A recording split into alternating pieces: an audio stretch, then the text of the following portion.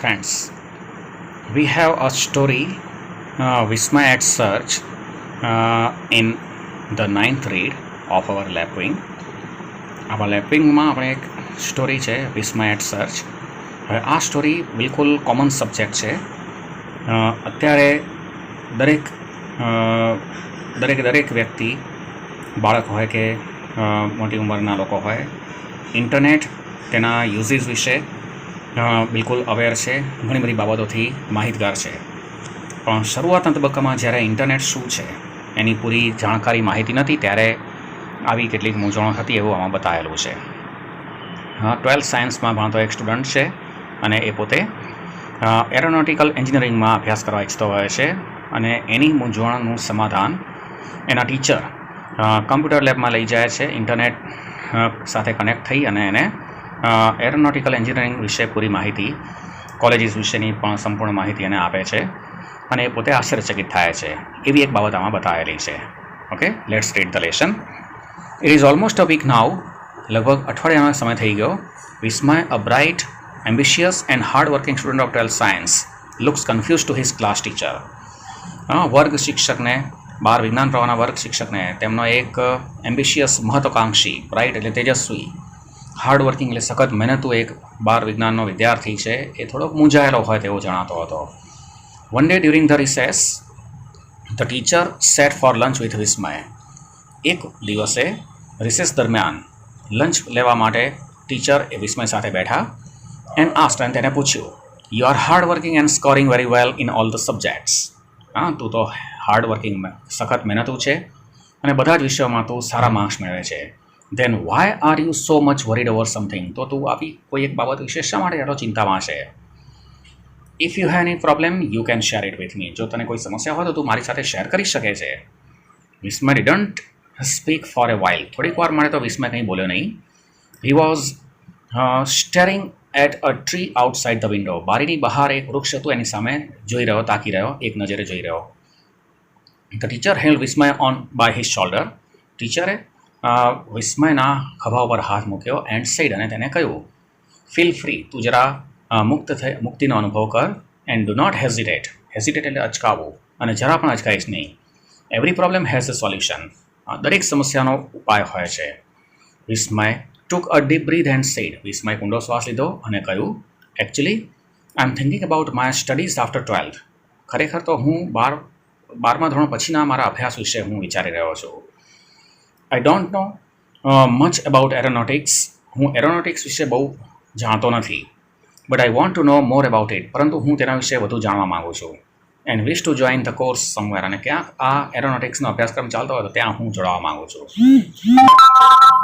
I didn't know anything about a college that offer such course. પરંતુ આવો અભ્યાસક્રમ ચાલતો હોય ત્યાં એ કોલેજ વિશે હું કંઈ પણ જાણતો નથી. હવે ટીચરે આવું સાંભળ્યું એટલે તરત એને પૂછે છે, ઇઝ ધીસ ધ રીઝન? બસ આ જ કારણ છે? Thanks to the internet. ઇન્ટરનેટનો આભાર માનો. It is not at all a problem now. હવે તો એવી કોઈ સમસ્યા જ નથી રહી. Come with me. તું મારી સાથે આવો. Within half an hour you will be free from your worries. અડધો જ કલાકમાં તું તારી ચિંતાઓથી મુક્ત બની જઈશ. By the way, do you have N access two the internet? તારી પાસે ઇન્ટરનેટ ઉપલબ્ધ તો છે ને? તો વિસ્મય જવાબ આપ્યો, I access the net for email only. હું માત્ર ઈમેલ માટે જ નેટનો ઉપયોગ કરું છું. That's good. તો ટીચર કહ્યું, એ બહુ ઘણી સારી વાત કહેવાય કે તું ઈમેલ માટે પણ નેટનો ઉપયોગ કરે છે. You will be able to understand quickly then. તો તું બહુ જલ્દીથી આ વાતને સમજી જઈશ. After the lunch the teacher took Vismay to the computer lab. ભોજન લીધા બાદ ટીચર વિસ્મયને કમ્પ્યુટર લેબમાં લઈ ગયા. Log on to the internet. Internet સાથે જોડાઈ ગયા. એન્ડ સેડ, અને કહ્યું, here you are, read this. It gives all information on what is aeronautical engineering. હવે આ જોઈ લે. તેમાં એરોનોટિકલ એન્જિનિયરિંગ વિશે સંપૂર્ણ માહિતી આપેલી છે. હવે આ જોઈ વિસ્મયને તો આશ્ચર્ય લાગ્યું. It is so fast. આ તો બહુ ઝડપી છે. How did you do it within no time sir? તમે આવું તાત્કાલિક રીતે કરી શક્યા?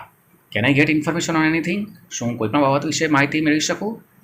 Can I also know about institutions that offer courses in aeronautical engineering? Aeronautical એન્જિનિયરિંગનો અભ્યાસક્રમ જ્યાં ચાલતો હોય તે સંસ્થાઓ વિશે પણ શું હું જાણી શકું? હવે આવી રીતે વિસ્મય વોઝ એક્સાઇટેડ. વિસ્મય ખૂબ જ ઉત્સાહિત થઈ ગયો. ખૂબ જ ઉત્સાહિત થઈ ગયો. ટીચરે જવાબ આપ્યો, yes my boy, With the help of search engines, you need not depend on libraries or any other source for getting information. Okay. Search એન્જિનની મદદથી તમારે હવે કોઈ લાઇબ્રેરી ઉપર કે અન્ય કોઈ પણ માહિતીના સ્ત્રોત ઉપર હવે આધાર રાખવાની જરૂર નથી. તમારી પાસે ઇન્ટરનેટ છે તો તમે સર્ચ એન્જિનનો ઉપયોગ કરી અને કંઈ પણ જાણી શકો છો. What is this search engine? Asked Vismay. વિસ્મયે પૂછ્યું કે આ સર્ચ એન્જિન એટલે શું છે? તો ટીચરે એને કહ્યું, a web search engine is a tool.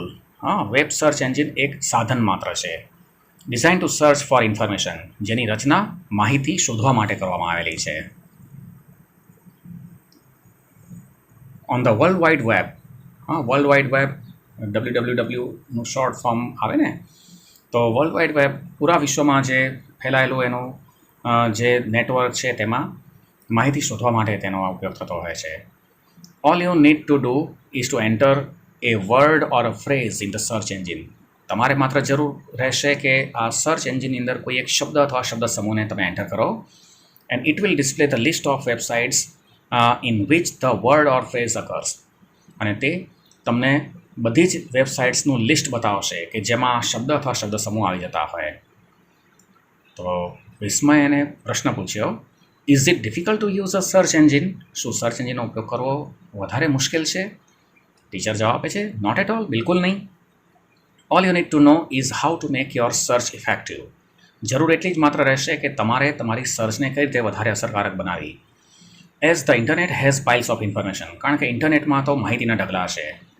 You need to learn 3 simple steps to do it. તમારે આ કામ શીખવા માટે માત્ર 3 સરળ સ્ટેપ જાણવાની જરૂર છે. Let me show you how to search. તો હું તને બતાવી દઉં કે એ કઈ રીતે સર્ચ કરવું. હવે ટીચર એને એક્સપ્લેન કરે છે અલગ અલગ સ્ટેપમાં. Step 1, identify the keyword or key phrase. તમારે એના કીવર્ડ અથવા કી ફ્રેઝને પહેલાં ઓળખી લેવા જોઈએ. એમાં લખ્યું છે, ટીચરે કહે છે ને, decide what you want two search four and prepare a list of keywords or phrase that will describe what you want two search four before you log on to the internet.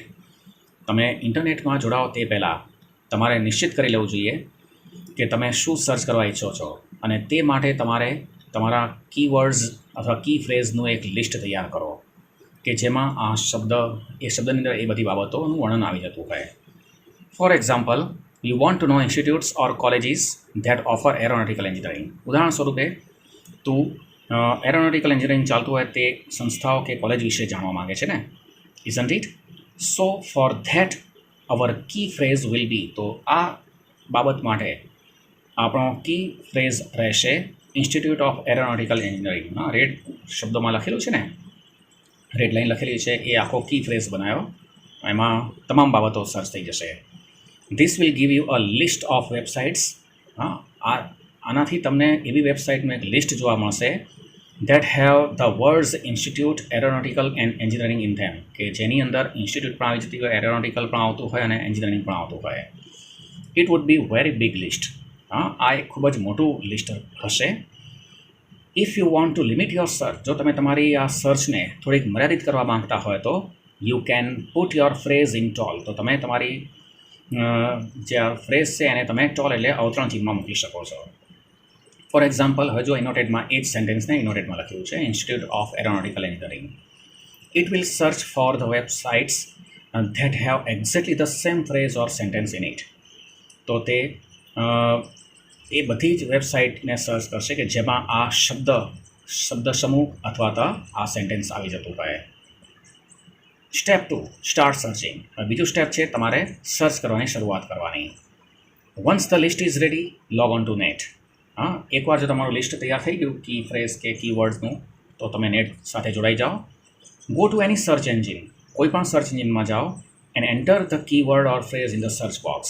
અને તમારે search બોક્સની અંદર જે keyword અથવા કી phrase છે તમારે enter કરવાનો છે. Click on search button. પછી તમારે જે સર્ચ બટન હોય ત્યાં ક્લિક કરવાનું and your search will begin. અને તમારી સર્ચ શરૂ થશે. બરાબર, જો ચિત્રમાં બતાવેલું છે કમ્પ્યુટરનું જે એક સ્ક્રીન લઈને એનો બતાવેલું છે, અને તમે જોવાથી તરત સમજી શકો છો.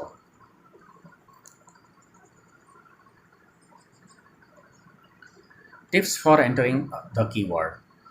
કીવર્ડ એન્ટર કરવા માટેના કેટલાક સૂચનો આપ્યા છે. First, search is always case insensitive. હવે આ સર્ચ કરો તો તમે ઇન્ટરનેટ ઉપર એ હંમેશા બિનસંવેદનશીલ બાબત કહી શકાય, કારણ કે આ યંત્ર છે એટલે એમાં કોઈ સંવેદના હોતી નથી. Search for solar system is the same for searching for solar system. જો એકમાં કેપિટલ લીધેલો છે અને બીજાની અંદર બધા સ્મોલ લીધેલા છે, બરાબર, તો તમે સોલાર સિસ્ટમમાં કંઈ પણ રીતે લખશો તો સર્ચ તો એક જ પ્રકારે થવાનું છે. સેકન્ડ જુઓ, with some exception punctuation is ignored. હા, કેટલાક અપવાદ ને ધ્યાનમાં લઈએ તો પંક્ચ્યુએશન માર્ક છે એ બધાની અવગણના કરવામાં આવતી હોય છે. You can't search for special characters. હવે જો અહીંયા સ્પેશિયલ કેરેક્ટર્સ આપ્યા છે એનું તમે સર્ચ કરી શકતા નથી. Number 3, always use a group of words. તમે હંમેશા શબ્દ સમૂહનો જ ઉપયોગ કરો. Always use a group of words while searching instead of A single word. કોઈ એક શબ્દને બદલે તમે શબ્દ સમૂહનો ઉપયોગ કરો. This will help you get focused result. જેનાથી તમને ફોકસ્ડ રિઝલ્ટ, એક કેન્દ્રિત પરિણામ મળશે. ચોક્કસ તમને જે જોઈતું હશે એ જ રિઝલ્ટ તમને મળશે. When you want to use 2 or more phrases during the search. જો તમે સર્ચ દરમિયાન 2 કે વધુ ફ્રેઝનો ઉપયોગ કરવા ઈચ્છતા હોય તો યુઝ ધ પ્લસ સાઇન. તો તમારે પ્લસની નિશાનીનો ઉપયોગ કરવાનો. Example, grammar plus exercise or preposition plus exercise. Grammar plus exercise કે પ્રેપોઝિશન પ્લસ એક્સરસાઇઝ કરશો તો તમને ગ્રામરની પૂરી ઇન્ફોર્મેશન પણ મળશે અને તેની પ્રેક્ટિસ માટેની પણ સગવડ મળી રહેશે. This will search for the site that have both grammar or preposition and exercise in them. જેનાથી ગ્રામર અને તેની એક્સરસાઇઝ, પ્રેપોઝિશન અને તેની એક્સરસાઇઝ હોય એવી સાઇટનું સર્ચ કરશે. Number 5, if your keyword is a phrase and you want to search for websites that have the exact phrase in it. જો તમારો કીવર્ડ એક એવો ફ્રેઝ હોય અને તમે એક્ઝેક્ટ એ જ વેબસાઇટનું સર્ચ કરવા ઈચ્છતા હોય તો ધેન એડ કોટેશન માર્ક્સ. તો તમારે કોટેશન માર્ક્સ અવતરણ ચિહ્ન એમાં એડ કરવાના છે. એન્ડ એ પ્લસ સાઇન, સાથે તમારે એક પ્લસની નિશાની પણ ઉમેરવાની છે. ઉદાહરણ સ્વરૂપે ઇનોટેડમાં મૂક્યું છે અને પ્લસની નિશાની કરી છે. ઇંગ્લિશ લેંગ્વેજ ટીચિંગ છે એની ઉપર ઇનોટેડ અને પ્લસની નિશાની કરેલી છે, બરાબર. Step 3, narrow down the search. હવે તમે તમારી સર્ચને થોડી મર્યાદિત કરવા માગતા હોય તો એની પણ અહીંયા સૂચન કરેલું છે.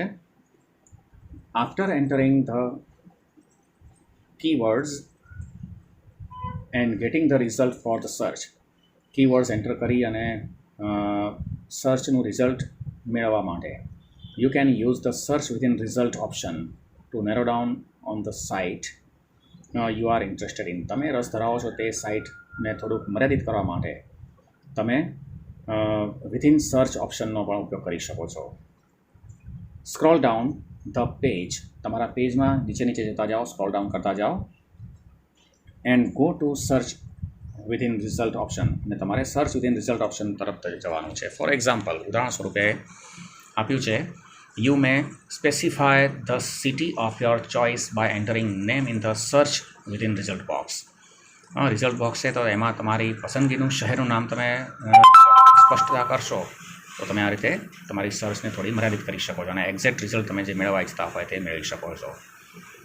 અહીંયા જો કોમ્પ્યુટર સ્ક્રીન બતાવેલું છે ને એમાં સર્ચ વિથિન સર્ચ ઓપ્શન છે, એમાં પુણે બોક્સની અંદર લખેલું છે. હવે આવું જોયું એટલે વિસ્મયને તો આશ્ચર્ય થયું. It is so easy. આ તો બહુ સરળ છે. I can use a search engine to get additional information on the topic of my syllabus two.